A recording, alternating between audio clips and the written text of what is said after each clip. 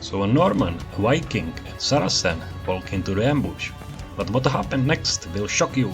Sounds like the setup for the vile joke. Imagine the clickbait. How would titles sound according to their religion? But no worries, this isn't some edgy comedy. It's fantasy illustration for a fictional world, specifically the saga of Great Rebellion, where our religions, as we know them, don't even exist. Instead, people worship more practical stuff, the sun and moon, rivers, mountains, and other important stuff of our existence. Recently, we celebrated the winter solstice, a big deal for our Asian ancestors. Think of it as a nature's new year eve, more sunlight, less freezing your butt off, and a promise of warmer days with crops that don't die on you. All good things, right? But nope, people being humans, they still found excuses, argue, fight, and kill each other because power, control, and wealth are universal flowers of petting. Here enter our unlikely heroes, three warriors from clashing factions who decide enemy of my enemy is my battle buddy, and team up to face a shared threat.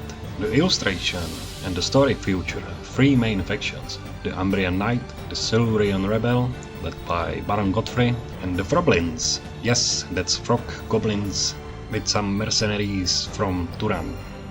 You have heard me rant about Godfrey's Rebellion many times before, so check out my world-building playlist for full lore. For now, let's dive into how this artwork came to life.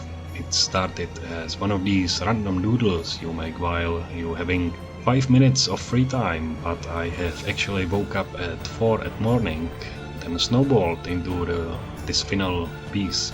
Our story unfolds on the Silurian island, specifically in the Great Marsh, home of the Froblins. Silurians, original inhabitants of the island, had finally had enough of Umbrian overlords' nonsense and decided to yeet them back into the sea. They almost pull it off too, but Umbrians led by Prince Lautre, who just got back from Turan with some knights and mercenary backup, were like, oh hell no, and pushed the rebels back behind the massive wall which divided this land.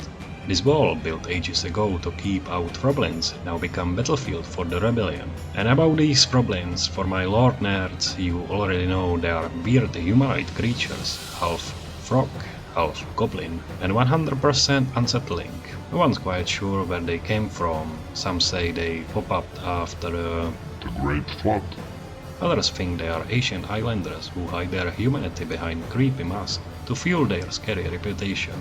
Either way, they are not sending anyone a holiday card. After a series of battles, the Umbrians nearly squashed the rebellion while besieging Baron Godfrey's castle, and unnaturally thick fog roll in, and guess who decided to crash the party? The Froblins!